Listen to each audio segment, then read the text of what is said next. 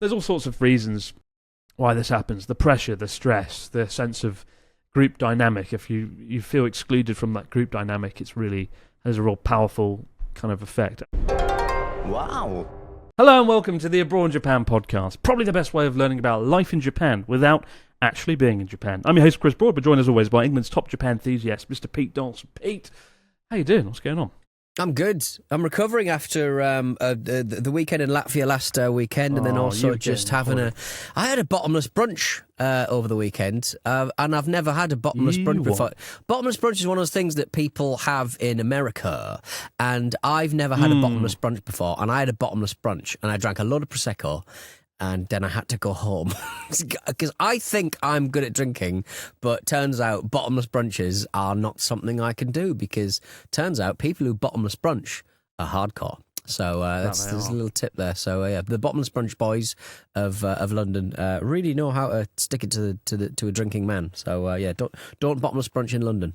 Here I am with my Rice Krispies and brown cheese. You've got your bottomless brunch of bacon, pancakes, eggs. It sounds quite good. I do miss a good breakfast. Are you on a bit of a health kick with your Rice Krispies and your brown cheese? Does that how would that count? Brown cheese isn't healthy. It's probably worse for you than normal cheese. It's like all the fat of cheese, but with sugar, because it's like caramelized. So it's It's probably the worst cheese in the world for your health. But there's some bacteria that's good for your gut. I don't know. I just eat it because I can. Story of my career. And you can't stop me. I just eat it because I can. There's a Food Channel spin-off. I eat because I can.com. with Chris Broad. Yeah. I mean, yeah. What's been happening in your life, Chris, apart from your Rice Krispies and your cheese? What have been the big sort of things that are taking place? You're obviously in the middle of the biggest job of your life, writing a second book, a follow-up to your very successful one. You just put out a video not that long ago about your day in Japan. Where it was nice to see a bit of Shibuya love in that video, by the way. Go out and check it out if you can. You're very much. I think you were quite close to Bar Rockaholic at one point. Literally walked past it. Yeah, there was that Bangkok restaurant, and I was like, that Bangkok restaurant. I'm getting a feeling in my stomach that's quite close to. I think that might be quite close to Bar Rockaholic. Yeah, I did walk through or past Bar Rockaholic, and I thought of you. I was going to take a shot just for you for the video, but there's some people all draped over the front sign, and I was like, oh, but yeah, it was cool. I mean, I will say I do prefer doing night photography in Shinjuku over Shibuya. Shinjuku, it's got a bit more depth to it. There's more things going on. It's a bigger area. You've got more diversity in it. You've got the neon lights. You've got the skyscrapers. And I feel Shibuya is very dense. It's a very dense place. We got Basketball Street, and then it's just like the Love Hotel district, and then just everything's really packed in, and you can't really see up, can you, I suppose? You can't see up, no, unless you look up. You're right, though. It's very dense. It's very dense. In a way that even Shinjuku isn't. But I had a whale of a time filming there. And I'm going to sneeze. Bless you! Oh, fuck. I've been teaching our daughter how to say bless you, and she's very much enjoying it because when you become a dad, you have a very loud sneeze. Like you something happens, it's not biological because I'm not biologically related to my daughter, but it just something happens to your body where it goes, you have to do the loudest dad sneeze possible. It's just something we got to do, and we got to make noises when we sit down. That's the rules. You were doing that long before you had a child. You've sneezed a bit loud the whole time I've known you. I missed the deadline for the book. It was due in like the end of the month. And then I didn't finish it because it's quite hard. And I was like, can I have more time? And they were very nice. They said yes. So it's good. It's put me in a much better frame of mind. There's nothing worse than missing a deadline several times. I was a bit worried about what would happen. But they're very nice about it. The world keeps turning. They wouldn't have invested so much in you if you hadn't knocked it out of the park the first time. So I imagine you get a lot more rope, and you would not be the first person who, takes a little bit more time to do the second one. Everyone's got a book in them, but the second book's always the most difficult one. I mean, I miss my deadlines a lot, right? And I was trying to work out why this is, why I'm so useless for creative endeavours. And I think it's because there's that when you create something, whether it's a video, whether it's a video or a book or whatever, when you publish it or when you post it online, there's a finality to it, right? It's done. You can't touch it again. And I feel I procrastinate, take my time and think things over a lot because I want it to be as good as it can be. There's nothing fucking worse than finishing something going, could have had that song, I could have had that scene, or I could have written that sentence. So I've kind of learned to forgive myself a bit for being so late on things, books or videos, whatever, because that's part of the process. It's part of the way I work, and I think a lot of people in creative sectors probably throw themselves under the bus or put themselves through the ringer because of these silly deadlines. But, it's done when it's done, and I think, I have to let myself off the hook for that. We call it procrastination, but honestly, with the creative process, it's not. Things take time. Good ideas aren't sort of coughed up in an instant. That sounds disgusting. Good ideas take time to like a fur ball. ferment. Good ideas are fur balls. But it takes time.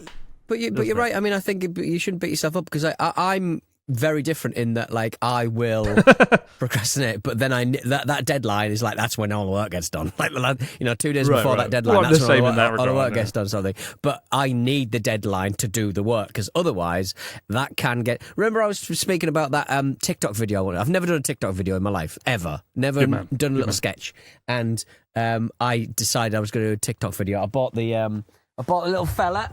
I bought this little fella on the internet for £30. A fella who gets his bum out when you. They used to be in a lot of cars back in the day. There's like a little sort of button and you press it and his bum comes out. For people listening in, they're wondering what the fuck just happened there. It's basically Pete had like a little doll of a man with his trousers down. It was very unpleasant. A little bald man, a little figurine that goes in the back of your car, sticks to the back window, and when you press the bulb, his pants fall down and you see his bum.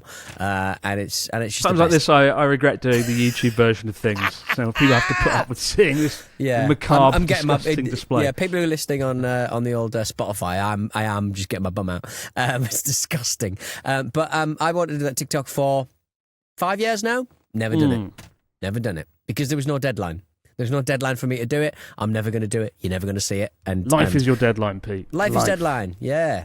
Well, to be honest, though, when you're on your deathbed in Essex or ever one day, do you think in your dying words, I should have done a fucking TikTok? No. I'm gonna look I should have gone to Estonia or Latvia again. It's going to be regret like that. I wish I'd gone to Poland. It's going to be that. I'm going to be lying on my bed and I'm going to look over at the little bald plastic man with his bum out. As I breathe my final breath into the tube of the man that makes the man's bum come out, I'm going to go, and his bum's going to go, and the last post will play the fallen bum soldier of Essex. That would be a pretty unique and exciting way to go, wouldn't it? He made his TikTok. His last is like David Bowie's final album. He put it out the week he died. He made his TikTok and then died. Dark Star, wasn't it? Yeah. That could be you. That could be you, but not as good. We got a story here from RJ from Wisconsin.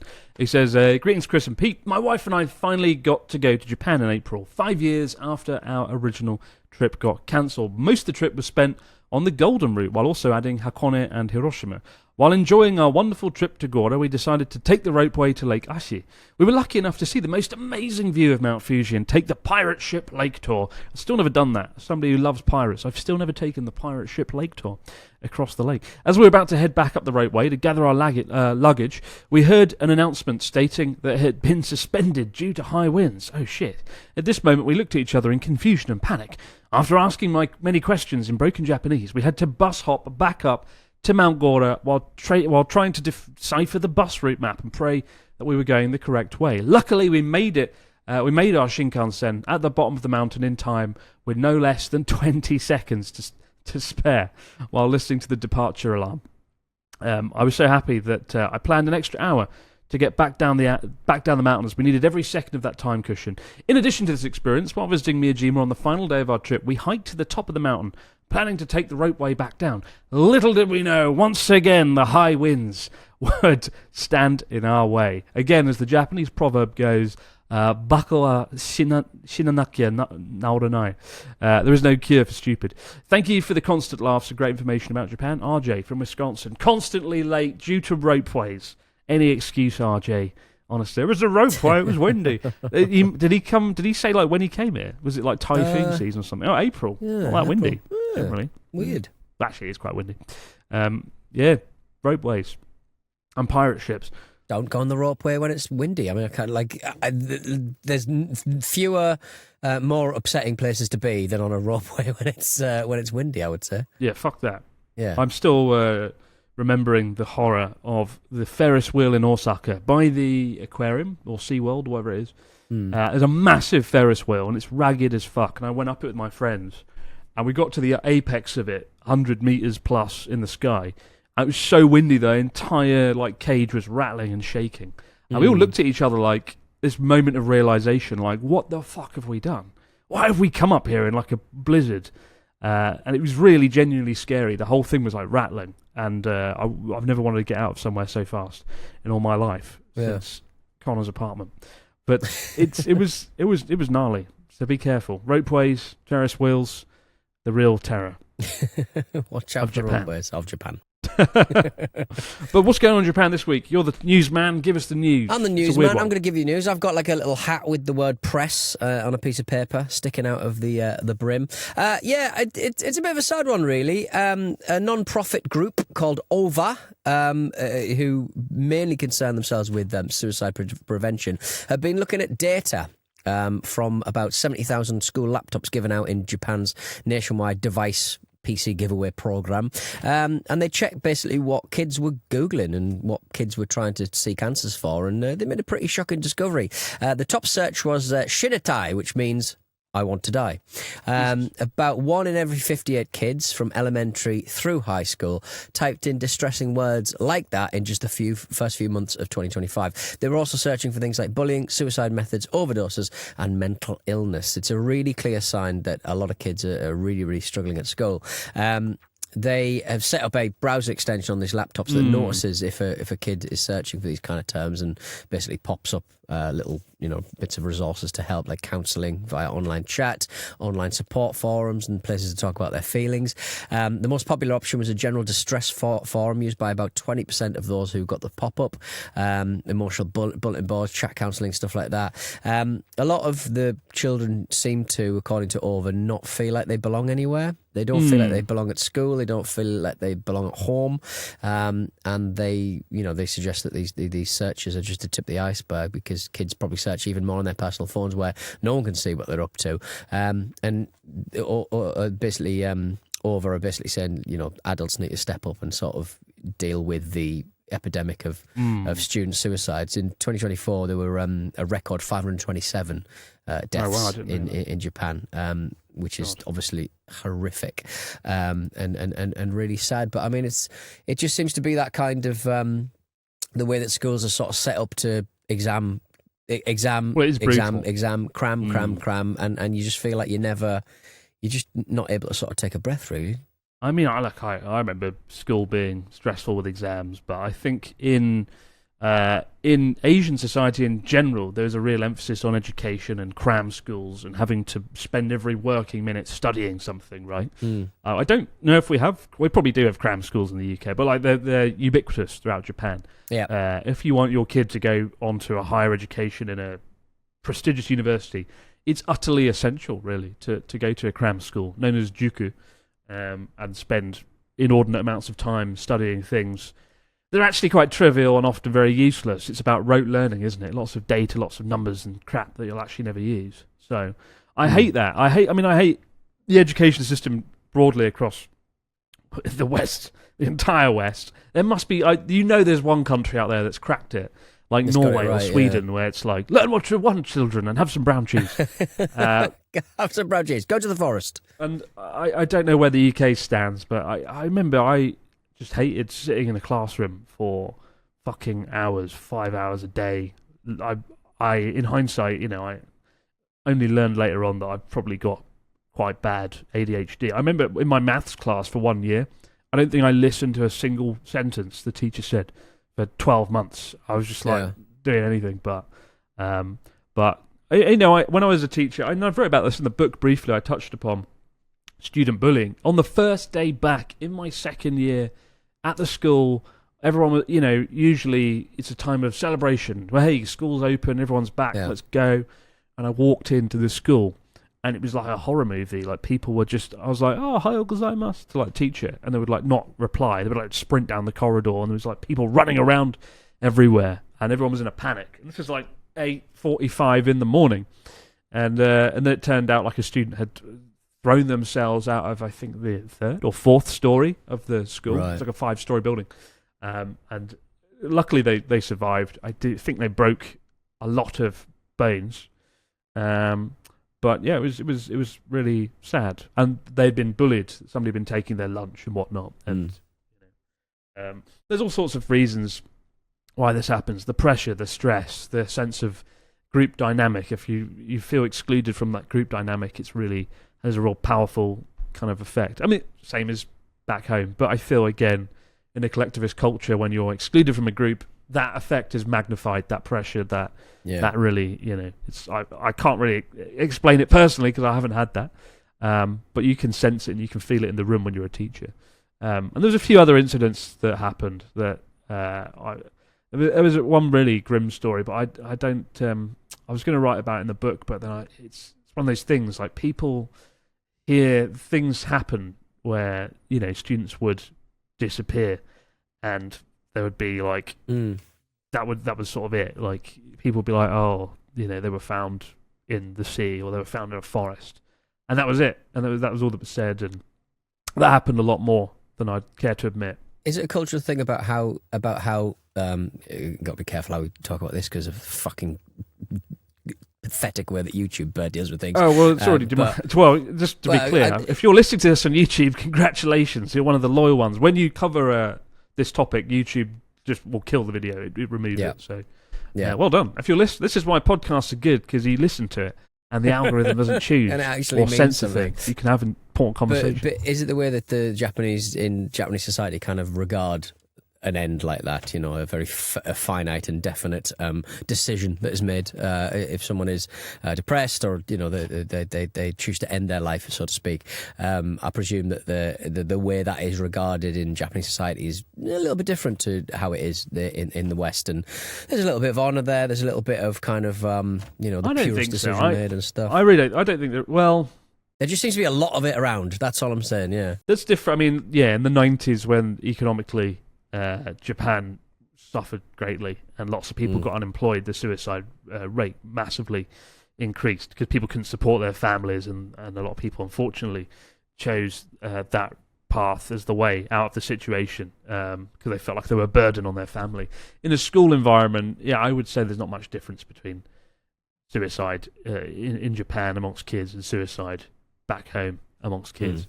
It's just really unfortunate that human society is just putting so much pressure on people on children, man. Like just studying crap as well, useless shit. Like weekend cramming courses to like. Do you remember any like exam prep that you ever did? I didn't do any learning. I remember the learning bit, and I remember the times where we weren't just cramming for exams, but the actual cramming for the exams were just like learning fucking bullet points.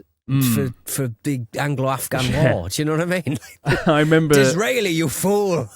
I remember there was a lot of bullet points. Like if you didn't have time to sort of actually write it in the essay about Disraeli refusing to put tariffs for the farmers, putting the corn laws back in act. If you sort of like didn't have enough time to write the proper essay, you just put bullet points and you just get marked for that, and it's not really how life works, is it? We can all remember. An idiot can remember like facts just off by heart. Not very creative, is it? Write that down, put it on the wall. But it's a serious problem, and I the greatest fault of human society is just how much time we spend on just wasted as kids on certain things in education, and be grateful if you're in Europe, because know that in Japan, China, Asian countries in general, you will spend every working moment at a cram school, learning, studying, doing things in a way that I think we will find difficult to comprehend. And I know I certainly did my first year here. So if you're not here in Asia as a kid studying, congratulations, you've probably already won, because it means you're going to have some free time. Yeah. If my students weren't at cram schools, they were at school clubs. And you might think, oh, it's fun, volleyball club, yeah. but it's not when it's fucking 7 days a week volleyball club after you finish studying. So, it's relentless. It's relentless. But, I talked about it in the book, though, in a bit more depth about bullying in Japanese schools. Serious issue, but at least Japan's... One saving grace is Japan's youth suicide rate stands at 13.4, which is below the 17 per 100,000 threshold seen in quite a few other countries. So it's not the worst country. I think there's that perception, isn't there, that Japan has the worst suicide rate of any country. And it's not great, but I think it's actually lower than America last time I checked as well. Yeah. But that's adults, not kids. But anyway, we'll be back in a moment, guys. Your stories, comments and questions over in the fax machine. Wow.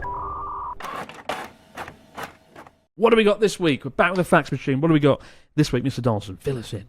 We got a message from Sean. Gorgeous Sean says, "Hi, courageous Chris and proud Pete. My brother and I are planning a trip to Japan for 2 weeks in the near future. Other than Lost Bar, what other places can you guys recommend we go to during our time out there? This is a bucket list trip for me, Chris. We went to a bar that was also a church around the corner from Lost Bar, and we had the church bar, and we had a lovely time, and we saw a DJ who was being fawned over by a nerd, and I very much enjoyed that, so I recommend that one. It's very touristy, but it made me giggle." I mean, I don't know how I feel about church bar. Just women dressed as female staff dressed as nuns. Yeah, and I'm surprised it hasn't got more flack. Really, it's a cool vibe though. It's kind of like it's what a good church should be. Get in reasonably priced drinks and hip-hop music. We've got a really good video coming out, though. A massive video, which is... I've not just been burning myself out from books and day-in-the-life videos. We've got the biggest video I think we've ever made, about 100-plus things to do in Tokyo. It took... Oh, wow. It took like 6 weeks to make, and it's coming out, hopefully, next week. So, fingers crossed. Good luck, Dave. I believe in you. It's been a monumental editing task. Did my footage make it? Did my Nico footage make the cut? No, don't about that. No comment. You absolute shitbag. No comment. We got a question More brown cheese for you. Marie from Canada. He says, "Hi, Chris and Pete. I plan on visiting Japan in the spring to see wisterias. And because of the flower season, I might end up visiting during Golden Week. I'm an amateur botanist and a fantasy writer who wants to learn about yokai, exorcism, and flowers. That's so specific, but I love it. Where should I go to make the most of my trip and not drown in the crowds?" I've just been writing a book, actually, about a chapter of the book about yokai. And I went to talked about Tono. Iwate Prefecture's like the land of yokai. They've got like the ghost hotel with a ghost boy, the Zashiki Warashi. Warashiki? Zashi Warashiki? I can't never remember the pronunciation, sorry. But it's a ghost boy, and he's supposed to walk around the hotel at night. And it's a really cool vibe. You're sort of encouraged to walk around and look for things, which is not normally encouraged at a Japanese inn. And they've also got this little town called Tono, which we touched on, with the good old lamb bucket, the barbecue bucket. Fucking brilliant. But they've also got, like, the cuppa man. And I think I talked about this, the guy who fishes cuppa out of a stream. Yeah. And that's sort of synonymous with yokai. Also got Yokai Street in Kyoto, which Pete and I went to in one of the most bizarre videos ever made on the Abroad Japan channel. Successful. Everyone enjoyed it. Everyone loved it. Everyone loved it. That was the first video I ever shot. And any video you've got, you should use in every possible way. That's what they said. That's what people were saying in the comments. I mean, it was the first ever video I shot in Kyoto, and I think people were like, "Would have been great to see Kyoto, Chris, as opposed to you and Pete in our fucking street." We made little yokai out of stuff we found in 7-Eleven, I seem to recall. Dear. A little bit of fun. My favourite yokai is the one who climbs in the window when you're in the bath in the onsen and licks the condensation off the roof. He's the best one. God. He's useful. Yuck. We got one here from Mike who says, "I'm forever hungry, guys, and I'm the type of person." What a start to an email. Oh, hungry for what? Love? I always carry a snack, whether it's a bag of nuts, packet of crisps, piece of fruit. I'll be coming to explore Japan for 2 weeks in October, and I wondered what local authentic foods I could pick up so I can snack like a local. Coolish and Family Mart chicken, not allowed. Cheers, Mike. I mean, every convenience store in Japan, or most of them, have like a little local section. of local goods, where it's like dashi or dango, the rice dumplings on a stick. But all sorts. You got pocky, the biscuits on a stick that you can snack on. There's mochi, rice cakes. There's dorayaki, pancakes filled with sweet red bean fillings. Senbei, even your sport for choice. I like umaibo, the big cheese like Cheetos, massive Cheeto. Oh, nice. You can snack on as you walk around. Yeah. Just go wild. Just go to town. Little dried octopus sticks and stuff. Oh, don't get that. There's like the dried fish horrible. section's quite interesting. Have a little chew. Disgusting. Have a little chew on a bit of dried squid, a bit of chili flavour. Don't do that. Whoa, lovely. I hate. Lovely. There's nothing worse when you get on like a bullet train. The person sitting next to you like opens like that, and it smells like the bottom of the sea, but worse. It's fucking awful. There was this on the way back from Latvia. There was like almost like model level. I mean, everyone's good looking in fucking Latvia, but like a model level good looking woman next to me, and it really made me laugh because like she just I don't know why I thought it was just kind of slightly weird, but she just sat down. And she looked so kind of like graceful, and then she opened like a massive box of like jerky and just started fucking putting this jerky away, no water or anything. And I was like, fucking hell, it really stank. And then halfway through the flight, she got up and went to the car on the plane and bought more dried meat, like just big pepper armies, big cabanas. The woman just loves dried meat. It seems. I was just like, bloody hell. Stinks. Oh, God.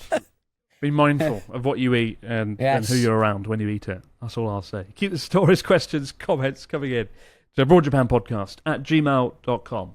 We'll be back later in the week, guys, to do it all over again. But for now, have yourself a great few days, and we'll see you right back here to do it all over again on the Broad Japan Podcast. Bye for now.